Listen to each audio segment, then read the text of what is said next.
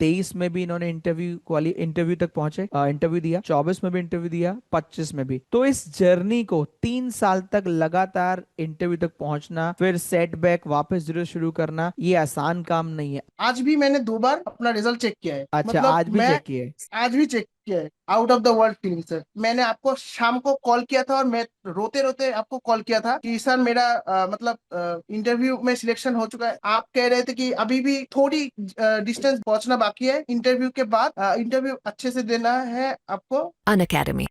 Let's crack it.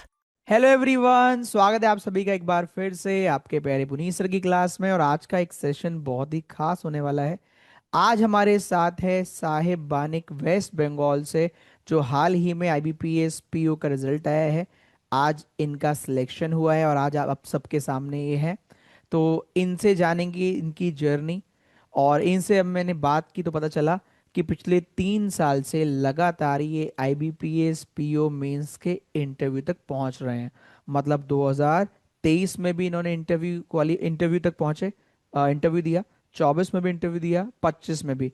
तो इस journey को 3 साल तक लगातार इंटरव्यू तक पहुंचना, फिर सेटबैक, वापस जीरो शुरू करना, ये आसान काम नहीं है। आज आप में से काफी सारे बच्चे ऐसे होंगे जो कई बार प्री निकाल के मेंस के एग्जाम देकर फिर जीरो से शुरू करते होंगे। कुछ ऐसे होंगे जो प्री के बाद, मेंस के बाद फिर इंटरव्यू तक पहुंचते होंगे, फिर जीरो से शुरू करते होंगे। तो ये सेशन उन सभी के लिए खास होने वाला है। तो सबसे पहले तो congratulation Sahib. Thank you sir. तो कैसा लग रहा है, पहले तो ये बताओ भाई। सर मतलब पिछले कुछ दिनों से मैंने 15 तारीख को जब मार्क्स देखा तो मतलब बहुत ज्यादा खुश था। मैं अपने दोस्त एक फ्रेंड है मयूरी, उसको कॉल किया और उसको मम्मी को कहने के लिए कहा कि मेरी मम्मी को बता दे कि उनका बेटा अफसर बन चुका है। तो अच्छा। मतलब वहां से जो मेरा खुशी स्टार्ट हुआ है, तब से लेके 2 दिन तक, मतलब 15 तारीख और 16 तारीख, 2 दिन मेरे मैं इतना हंसा कि मेरा गाल जो दर्द करने लगा था। और फिर 16 तारीख से लेके आज तक, आज भी मैंने 2 बार अपना रिजल्ट चेक किया है। अच्छा, मतलब आज भी मैं चेक किए? आज भी चेक किया है। मतलब sir, out of the world feeling sir. अरे वाह। तो पहले मुझे ये बताओ, जैसे 2023 में भी आप इंटरव्यू तक पहुंचे, कितने मार्क्स से रह गए थे? फिर कैसे अपने आप को वापस बाउंस बैक किया? फिर 24 में रह गए, फिर कैसे अपने आप को संभाले रखा इस जर्नी में? क्योंकि बहुत बच्चों के साथ ये होता होगा कि वो प्रेशर आता होगा कि यार नहीं हो रहा है, छोड़ दूं क्या, कर रहा हूँ, सही टाइम जा भी रहा है, नहीं जा रहा है, या क्या, वो क्या फीलिंग्स थी वो जरा बताओ। कैसे अपने आप को बूस्टअप रखते थे, या क्या फील उस समय फील होता था? 2023 से मैंने प्रिपरेशन करना स्टार्ट किया था। पहले साल मेरा सिर्फ आईबीपीएस पीओ प्री और आईबीपीएस क्लर्क प्री क्लियर हुआ, और बाकी एक भी प्री क्लियर नहीं हुआ था। और कुछ कुछ कुछ मतलब 0.25 से रह गया था, और बाकी 3-4 नंबर से के डिफरेंस में था। ठीक है। तो मैंने मैंने जब पीओ प्री निकाला तो फिर मैंने मेंस के लिए गया। मेंस के लिए मैं सर मतलब ज्यादा कुछ पढ़ के नहीं गया कि क्या ही आएगा, मतलब क्या ही पूछेगा। मैंने एक भी मॉक नहीं दिया था मेंस का, वो अच्छा। मेरी पहली गलती है। ओके। तो मैंने गया, मेंस का मॉक दिया, मैं मेंस एग्जाम दिया। उस दिन शायद इंडिया और न्यूजीलैंड का क्रिकेट मैच था, वर्ल्ड कप। तो मैं बस एग्जाम देके बाहर निकला और ठीक ठाक ही था। मतलब क्या ही कहे, कोई मतलब कुछ कोई फ्रेम ऐसा नहीं था कि जिससे मेरे दिमाग में आइडिया है कि एग्जाम अच्छा है या बुरा गया। तो मैंने बस ऐसे ऐसे देख देख के चलाया घर। और फिर मैच वगैरह देखा। तो जब मुझे याद है कि 30th जनवरी को मेरा मेंस का रिजल्ट आया और मैंने देखा कि मेरा सिलेक्शन हो चुका, मैंने इंटरव्यू के लिए क्वालिफाई कर चुका हूँ। तब मैं आपको याद है या नहीं शायद सर, मैंने आपको शाम को कॉल किया था और मैं रोते रोते आपको कॉल किया था कि सर मेरा मतलब इंटरव्यू में सिलेक्शन हो चुका है। आप कह रहे थे कि अभी भी थोड़ी डिस्टेंस पहुंचना बाकी है इंटरव्यू के बाद। इंटरव्यू अच्छे से देना है आपको। आपने ये सब मुझे कहा था। और फिर मैंने जब इंटरव्यू दिया, इंटरव्यू भी ठीक ठाक था। मैंने एक जगह बहुत मतलब गलती कर दिया, एटीएम के एक क्वेश्चन था, उसमें मैंने गलती कर दिया। तो ठीक है, इंटरव्यू में थोड़ा बहुत ऐसा होता है। तो इंटरव्यू के बाद जब 1 तारीख को मेरा रिजल्ट आया तो मैं 1.09 से मेरा कट ऑफ से छूट गया था। तो ओके। मेरा मेंस में स्कोर था 68 पॉइंट समथिंग था, और उस साल जनरल का कट ऑफ था 63। तो मैं ओके। सिर्फ 5 ही मार्क्स ज्यादा था। तो ओके। मतलब बहुत ही ज्यादा निराश था। मैंने मतलब होते हैं कुछ लड़के जो रो नहीं सकते हैं, मैं उनमें से एक हूँ। है, मुझे रोना नहीं आता है। तो मैं बस घर वाले से कह रहा हूँ कि मुझे बस एक और साल मौका दीजिए, मैं कर लूंगा कुछ। तो ठीक है, मैं बस उस दिन मैंने अपने एक दोस्त है मयूरी, उसको मैंने कॉल किया था। तो उन्होंने उसको कहा कि मेरा रिजल्ट आया, मेरा सिलेक्शन नहीं हुआ। बोले कि ठीक है, कोई नहीं, failure is a part of the process, कोई बात नहीं। तो अगले दिन 2 तारीख को, अप्रैल में 2 तारीख को मेरा बर्थडे है। तो उस दिन वो मेरे घर पे अचानक आ टपका, और अपने अपने हस्बैंड के साथ और मेरे लिए बर्थडे के केक लेके आया। और मैं उसे देख के एकदम से मतलब ब्रेक डाउन हो चुका था मेरा इमोशनल। मैं बहुत ज्यादा रो रहा था। तो उसने मुझे कहा कि कोई नहीं है, ये आज तुम्हारे एक मतलब ये फेलियर इतने पास तक गया, इसके मतलब है तुम में कुछ बात है और तुम कर सकते हो। तो वो ऐसे मुझे मोटिवेट किया। तो फिर मैंने उस साल एग्जाम दिया। मेरे अपने प्री के लास्ट ईयर जो प्री में सिर्फ 2 ही प्री क्लियर हुए थे, तो मैंने प्री पे अपना बहुत ज्यादा वर्क किया और मेंस में भी काम किया। लेकिन उस साल सारे प्री क्लियर हो चुके थे। SBI PO clerk, IBPS PO clerk, RRB PO clerk, सबके प्री क्लियर हो चुके थे, लेकिन 24, ये मेंस 24 सिर्फ। की बात करो। हाँ हाँ। जी सर। जो 24 में जब भी है, तो सिर्फ आईबीपीएस पीओ मेंस ही क्वालिफाई किया था मैंने। और फिर 31 जैन को रिजल्ट आया कि मेरा मेंस क्लियर हो चुका है और इंटरव्यू क्लियर था। तो मैंने बस आपको सिर्फ मैसेज किया था कि इस लास्ट टाइम मैंने बहुत एक्साइटमेंट में आपको कॉल किया था। फिर थोड़ा सा काम डाउन हुआ कि सिर्फ मैसेज करते हैं, ज्यादा एक्साइटमेंट नहीं होना है, क्योंकि अभी भी रास्ता बहुत दूर है। क्योंकि हम्म। फिनिशिंग लाइन तक अगर नहीं पहुंचे, तो फिर कोई बात मजा नहीं मैंने है फिर, अगर हाँ सही फिनिशिंग लाइन बात तक है। पहुंची भी तो भी मैं नहीं जीता। फिनिशिंग लाइन हम्म। को क्रॉस करना होता है।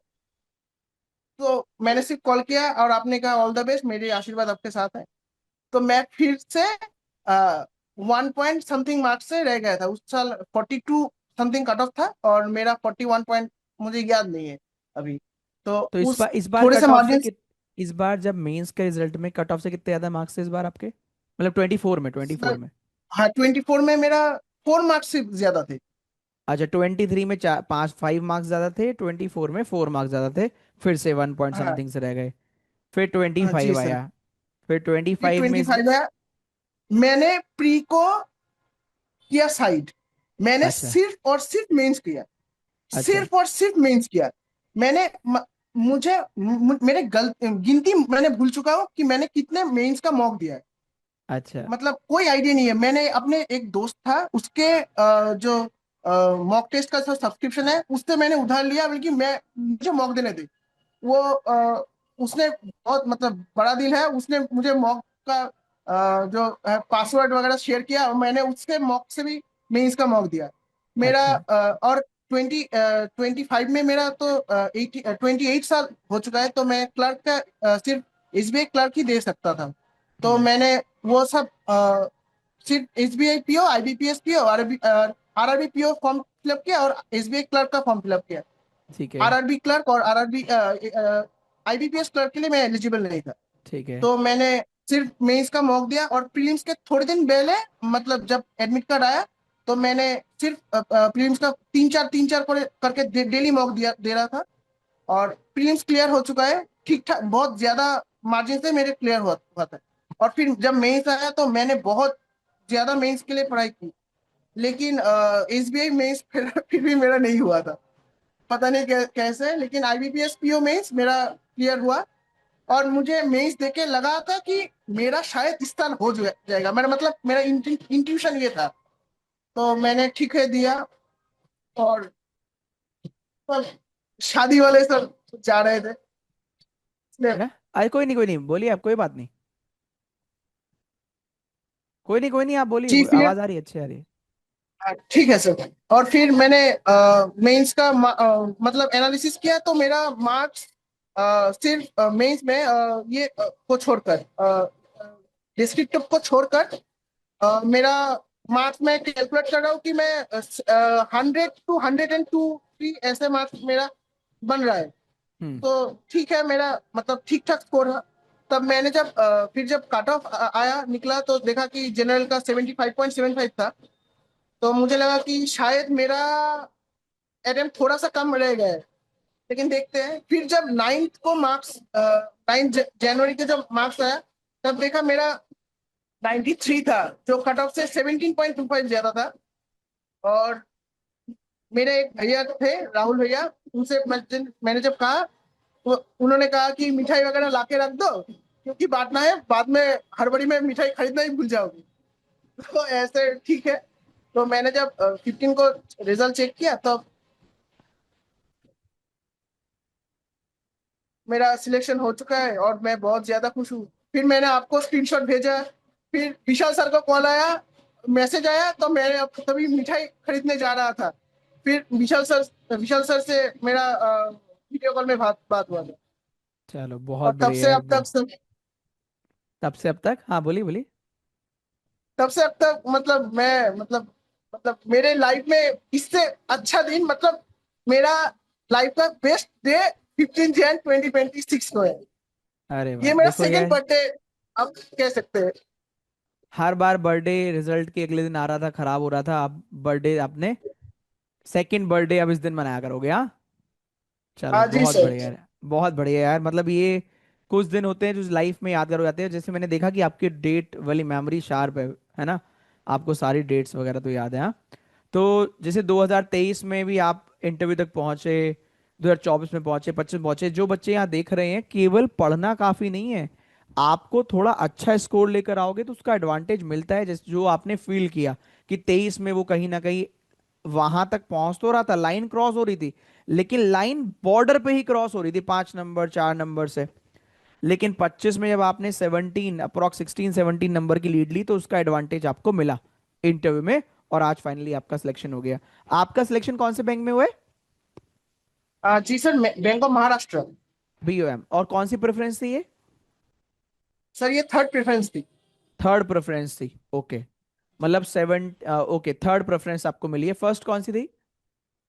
बैंक ऑफ बड़ौदा, सेकेंड था Punjab national bank. PNB, okay, चलो बहुत बढ़िया। अब रीजनिंग का बताओ, रीजनिंग आपने सबसे अच्छा क्या लगता था, कैसे इंप्रूव किया रीजनिंग को, कुछ बताओ। जी सर, मैंने रीजनिंग सिर्फ पहले से आखिर तक आपको ही फॉलो किया है। और मेरा पहले जो फाउंडेशन कोर्स था, मैंने रिकॉर्डेड क्लासेस किए थे आपके अनअकैडमी से। ओके। तो ओके। वो पहले दिन से जब मैंने, आप कह रहे थे कि रीजनिंग में कुछ ज्यादा पढ़ना नहीं है, वो सर सिर्फ लाइफ का ही जो पार्ट है वही है। आपने इनइक्वालिटी से बात करते हैं, इनइक्वालिटी में आपने वो दादाजी मम्मी पापा और आप हाँ में हाँ। से ये जो कंपटीशन था, इसे से मैंने मतलब शुरुआत किया। फिर आपने स्लॉग्स किया, और उसमें बिना डायग्राम के, मतलब मेरा 3 4 दोस्त है, वो बिना डायग्राम के वो कर ही नहीं पाते, और मैं मेंस उड़ा देता हूँ बिना डायग्राम के। अच्छा। तो वो कहते कि कैसे होता है, बोले कि तुम सर से सीख के देखो, तुम्हारा भी हो जाएगा। मतलब और फिर धीरे धीरे, और है मेरा एक जो है पजल में प्रॉब्लम है, पजल नहीं, ब्लड रिलेशन में। ओके। तो ब्लड रिलेशन में मैं हर बार मॉक में भी छोड़ देता था और एग्जाम में भी छोड़ देता था। फिर मुझे लगा कि ये एक बार एक मॉक में ब्लड रिलेशन 5 नंबर का है। तो मैं कहा कि अगर एग्जामिनर सरप्राइज दे दे और 5 नंबर मेरे हाथ से छूट जाए तो प्रॉब्लम हो सकता है। तो मैंने एक दिन नहीं, 3 दिन, एक दिन मैंने ठान लिया कि मैं रीजनिंग मतलब ब्लड रिलेशन मैं कंप्लीट कर दूंगा। तो मैंने 3 दिन लगातार आपके सिर्फ नाम लिखा, blood relation bye Puneet sir लिख के सर्च किया। 3 साल 4 साल पहले का जो भी वीडियो था, मैंने वो हर एक वीडियो उठाए, और पहले से आखिर तक मैंने हर एक कर डाले। मतलब सर अच्छा। एक भी परसेंट मैं छोड़ना ही नहीं चाहता था। ये सर 2024 में ऐसा मतलब मेरा डिटर्मिनेशन था कि मुझे ओके। ब्लड रिलेशन खत्म करना है। तो बहुत ऐसे बढ़िया। करके, और फिर जो सर्कल इन आउट है वो, उससे मुझे बहुत प्रॉब्लम होता था। जो फ्लैट फ्लोर था उसमें मुझे प्रॉब्लम होता है। मैं सिर्फ वो टॉपिक लिखा भाई पुनीत सर, और मैंने सर्च किया और धुआं धुआं कर दिया। बस अच्छा यही मेरा स्ट्रेटेजी।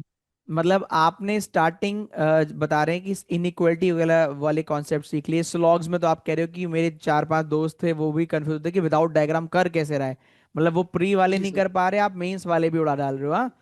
इसके जी सर। अलावा आपने ब्लड रिलेशन जो सबको प्रॉब्लम करता है, आपने क्या किया, मेरा नाम सर्च करके पिछले 2 3 4 साल के जितने वीडियो थे सारे निपटा डाले, हाँ।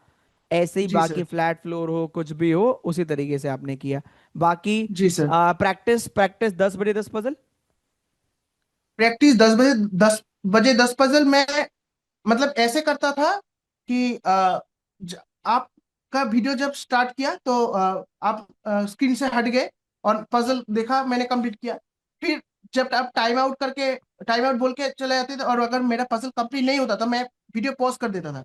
और फिर मैंने देखा कि कौन सा पार्ट मतलब थोड़ा सा तो रह जाता है, हमेशा कंप्लीट नहीं होता टाइम से पहले। तो मैं वो करता था और अगर होता तो ठीक है, और अगर नहीं होता तो रिज्यूम करके देखता था कि आप कौन से पॉइंट, कौन से एंगल पकड़ रहे हैं, कौन से पार्ट को पकड़ रहे हैं जो मैंने मिस कर दिया है, ऐसे करके होता था। और वेरी गुड। आपका जो वो हैप्पी बर्थडे वाला सीन है वो सर मतलब मैंने मदन ही मेरा कितनी बार हैप्पी बर्थडे हो चुका है। अ, और सबसे ज्यादा होता है जो डेटा सफिशिएंसी में मतलब बहुत हैप्पी ज्यादा बर्थडे बार वाला मेरा सीन, को। मतलब ये बच्चे नहीं समझ पाएंगे, क्या कहना चाह रहे हो, जरा ढंग से बताइए इसको। जी एक सीन है सर, बहुत ज्यादा ये टर्म यूज करते हैं कि अगर मानो कि एक डेटा सफिशिएंसी है जो जिसमें दो स्टेटमेंट है, तो ओनली वन से हो जाता है। मतलब सपोज करें कि थर्ड फ्लोर पे कौन है, तो थर्ड फ्लोर वाला फिक्स हो जाता है, लेकिन फोर्थ और फिफ्थ में आइदर और आता है। तो मैं सोचता कि थर्ड फ्लोर वाला मतलब फोर्थ और फिफ्थ में आइदर और आता था, तो मैंने स्टेटमेंट टू को अप्लाई करके फिर वो फोर्थ और फिफ्थ वाले को फिक्स कर दिया। तो मैंने ऐसे करता था कि फोर्थ और फिफ्थ फिक्स हो जाए, एक फुल डायग्राम बन जाए। तो इससे मैं स्टेटमेंट वन और टू बोथ टुगेदर कर दिया था। लेकिन क्वेश्चन में था कि थर्ड फ्लोर पे कौन है, जो कि पहले स्टेटमेंट में ही हो जाता था। तो सर कहते थे कि पहले और दूसरे से किस किस का हुआ है। तो मैं टाइप करता था सर मेरा हो गया, फर्स्ट और सेकंड से, फर्स्ट और सेकंड से। ऐसे बहुत स्टूडेंट थे। और सर फिर कहते थे कि आपका हैवी बर्थडे हो चुका है, फर्स्ट और सेकंड वाले अपने नंबर दूसरों में बट गए। मतलब आप वो बताना चाह रहे हो कि जब कभी कभी मैं फंसाने की कोशिश करता था तो आपको लगता था कि आप कर तो सही रहे हैं, पर पता लगता था बाद में कि हैप्पी बर्थडे हो गया है, कि सर ने गलत करा दिया, हाँ? चलो। जी तो वो सर। जी चीजें सर। फिर लाइफ टाइम याद रह जाती हैं, कि वो एग्जाम में भी याद रह जाती है कि हाँ भाई इतना ध्यान रखना है इन चीजों को। गुड। जी तो सर। पजल आपने इंप्रूव करने का बढ़िया तरीका बताया कि पजल आप मेरी पजल को सॉल्व करते थे, फिर देखते थे सर ने कहाँ से क्वेश्चन पिक किया है, कोई ऐसे पॉइंट तो नहीं जो मैंने छोड़ दिया हो, है ना। और जी सर। चक्रव्यूह, गोल्डन रूल्स, ये सब अच्छे सीखे थे। चक्रव्यूह अभी जो जी हमने सर। दोबारा से चक्रव्यूह गोल्डन रूल्स कराया था, उसका क्या इम्पेक्ट पड़ा आपकी स्पीड में? गोल्डन रूल्स हो गए, 100 रूल्स हो गए, उसमें क्या इम्पेक्ट पड़ा? स्टोर सर रूम 100 मेथड हो रूल्स में गया। से, हाँ, हम्म। स्टोर रूम मेथड जो कैटेगरी वाले पजल में है उसमें स्टोर रूम। सर आपने एक पजल करा था, एक नहीं, ऐसे कई सारे कराए थे जिसमें सब नेगेटिव वाले भरे पड़े थे। एक भी ऐसा स्टेटमेंट नहीं था जिसमें मतलब आइदर और भी हो सकता है, ऐसे कोई स्टेटमेंट नहीं था सब। सपोज ए मुंबई और दिल्ली में नहीं रहते, बी मुंबई और चेन्नई में नहीं रहते, ऐसे नेगेटिव वाले में भरे भरे थे। मैंने ऐसे कई पजल कर डाले कि मेरा कैटेगरी में भी सॉल्व हो चुका था। और 100 रूल ऑफ सिटिंग पजल वो भी बहुत ज्यादा हेल्पफुल हेल्पफुल हुआ था। 100 रूल सिटिंग पजल में एक रूल ऐसा था कि जो हर डायग्राम को आपको कंप्लीट करना है ऐसा जरूरी नहीं है, सिर्फ कंडीशंस को फुलफिल करना है। Very good. अगर वेरी कंडीशन को गुड। फुलफिल किया और अगर आइदर और भी आए तो भी कोई दिक्कत नहीं है। सही लेकिन बात। मतलब ये जो है ये बहुत ज्यादा हेल्पफुल है। इस वजह से मेरे 2024 में और 2025 में सभी प्रीलिम्स एकदम से मतलब कट ऑफ से एक दो नंबर नहीं, मतलब 6 7 10 नंबर, मतलब कंफर्टेबली मैं एग्जाम सेंटर से बाहर आके मेंस के लिए तैयारी में जुट जाता था। और इनपुट कोडिंग ये कैसे थे आपके? ये कैसे इम्प्रूव किए, या हो जाते थे हर बार, या कभी कभी नहीं भी होते थे, क्या क्या रहा था? सर इनपुट मशीन इनपुट जो था, मुझे मशीन इनपुट ज्यादा आसान लगता था। अ, वो जो कोडिंग है, कोडिंग डिकोडिंग उससे। तो अच्छा। मशीन इनपुट मेरा हो जाता था, मतलब पहले तो नहीं होता था, लेकिन वो जब अपने मशीन इनपुट का मैराथन है, 3 4 शायद मैराथन होगा, मैंने वो सभी कर डाले, मतलब फुल, मतलब मल्टीपल टाइम्स, 2-3 बार 4 बार, पता नहीं, गिनती नहीं है। और जो कोडिंग है उसमें मैंने एक नोटबुक रखा था, जीके, जो करेंट, सॉरी, बैंकिंग अवेयरनेस की जो अभिजीत सर के नोटबुक थे उसके पीछे मैंने एक लिख डाले। उसमें सभी कोडिंग वगैरह सब कुछ जो है, कौन से क्या क्या है, किसका क्या हो सकता है, प्लस माइनस, प्लस करके 27 होता है, ये था। इसके अलावा और जो इवन और प्राइम नॉन प्राइम, इसमें भी बहुत ज्यादा दिक्कत होता था कि 3, 5, 7, 9 अगर ये हो जाए तो फिर मतलब ऑड होता है, और अगर 3, 5, 7, 11 होता है तो फिर प्राइम को दिमाग में रखना होता है। ऐसे कर करके बहुत सारे पॉइंट्स मैंने लिखे थे, और उसलिए मतलब मैंने प्रैक्टिस की। आपने कहीं ना कहीं वो जो रूल्स थे जिस वजह से गलती हो रही थी कोडिंग की, आपने उसके कहीं ना कहीं नोट्स बनाए कि 27 वाला क्यों गलत हो रहा है, वो 27 होना है, 3, 5, 7, 11 हो रहा है तो प्राइम है, 7, 9 है तो ऑड है। इस ऐसे आपने जितने भी थे even odd prime non prime सब आपने रूल्स बना लिए और उसको बार बार पढ़ पढ़ के इम्प्रूव कर रहे थे। मतलब आपने जैसे कि आप बता भी रहे हो मैराथन को 3, 3, 4, 4, 5, 5 बार भी देखा है, तभी वो आपकी प्रैक्टिस रिदम इतनी बन पाई है। जी वेरी गुड, सर। बहुत बढ़िया। और ऐसे ही यार मतलब जो बच्चा वीडियो देख रहा होगा वो भी देख रहा होगा कि हाँ यार इस बच्चे ने मेहनत बहुत करी है, कि जो जो टॉपिक वीक हो सकते हैं या जिसमें लग रहा है कि ये दिक्कत कर सकता है वो काफी बार पढ़ा। लॉजिकल, लॉजिकल भी ऐसे ही। सर लॉजिकल आपने कहा था कि हर कुछ ऐसे अटेम्प्ट नहीं करना होता है, बस वेरी गुड। आपको जो कंफर्म लगता है वो करना होता है। तो वेरी मैं गुड। बस वही मोटो फॉलो करके चला कि अगर कोई किसी में 2 पॉइंट में डाउट हो रहा है तो मैं स्किप कर देता था, और बाद में उसको चेक करने कर भी नहीं था, चेक करता भी हम्म। नहीं था। और अगर कुछ किसी किसी को लगता था कि मतलब ये कंफर्म हो सकता है, तो मैं वही करता था। वेरी मतलब गुड। मैं लॉजिकल रीजनिंग को हर मैंने मतलब 7 अगर क्वेश्चन आता है तो मैं 4 या 3, मैक्स टू मैक्स 5 अटेम्प्ट करता था, और नेगेटिव का कोई झंझट ही नहीं लेता था। वेरी गुड, मतलब आपने पूरी, अगर मैं देखूँ तो सारी बातों को मेरी ध्यान से सुना है और फिर उसी को जी वैसे सर। ही इम्प्लीमेंट किया है कि सब कुछ करना जरूरी नहीं है, सही तरीके से करना जरूरी है। स्टार्टिंग में पजल में आपको, जब स्टार्टिंग में नए नए थे, जब तक 100 रूल्स नहीं आता था, गोल्डन रूल्स नहीं आता था, तो स्टार्टिंग में पजल कितने मिनट में लेती थी आपकी, स्टार्टिंग जब नए नए थे? सर 10 में से 9 पसंद नहीं होते थे। अच्छा, होते ही नहीं थे। नहीं सर, मतलब फिर 5 मिनट 6 मिनट में क्लास क्लास पॉज करके मैं करता था। कौन से पॉइंट मतलब कहाँ पे मिल गए पता ही नहीं, मतलब मुझे मतलब गुस्सा आता था कि हर बच्चा कर रहा है, मेरे को छोड़ के मेरे में दिमाग में कमी हो गई क्या? कमी हो गई है शायद। फिर फिर मैंने आप, प्रैक्टिस हाँ, करते करते करते करते फिर आप यहाँ पर पहुंचे। बिल्कुल सबके साथ ही होता है, मैं तो सभी बच्चों को बोलता हूँ स्टार्टिंग में अपने आप में गुस्सा इसलिए आता है कि यार सब कर रहे हैं जो क्लास में बैठे हुए हैं सर की, हम क्यों नहीं कर पा रहे हैं। लेकिन फिर एक समय वो भी आता है जब हम भी कर पाते हैं, और वही समय होता है जो बताता है कि अब हमारा सिलेक्शन नज़दीक है। चलो बहुत जी बढ़िया सर। साहिब, बहुत अच्छा लगा आपसे थैंक यू। बात करके। बहुत जल्दी आपको मिलने के लिए बुलाएंगे, तो आप मिलने जी आइएगा, सर। ठीक है? ढेर जी सारी सर। मस्ती करते हैं, ठीक है? चलो ओके, बाय जी सर। बाय, गुड मैं नाइट, अपने ऑल द बेस्ट। एक सेकंड सर, एक सेकंड। हाँ बिल्कुल बिल्कुल बोलिए। मैं स्टूडेंट्स के लिए एक बात कहना चाहता हूँ। हाँ बोलिए। बाकी सब्जेक्ट आप अपने आप से कर लीजिए, सिर्फ रीजनिंग पुनीत सर पे छोड़ दीजिए। अच्छा, thank you so much, it really means a lot. Thank you.